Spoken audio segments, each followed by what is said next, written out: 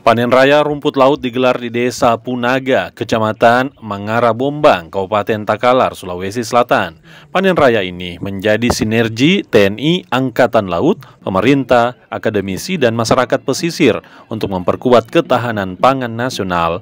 Panen raya ini melibatkan 8 kelompok nelayan binaan Kodairal 6 dengan luas lahan 3,5 hektar dengan hasil panen mencapai 25 hingga 30 ton rumput laut basah.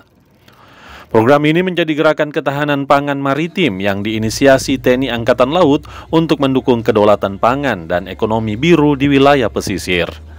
Kodairal 6 juga menyerahkan 50 paket bantuan sembako ke masyarakat sekitar lokasi panen. Bantuan diberikan sebagai bentuk dukungan terhadap kesejahteraan masyarakat pesisir sekaligus mempererat hubungan TNI AL dan rakyat.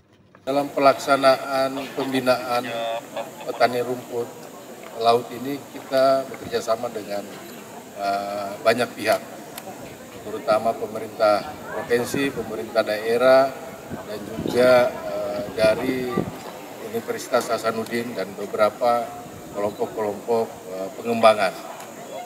Jadi kita memang tidak bisa berdiri sendiri karena bagaimanapun juga hasil produktivitas dari rumput laut ini menentukan harga nantinya yang akan dinikmati oleh para nelayan.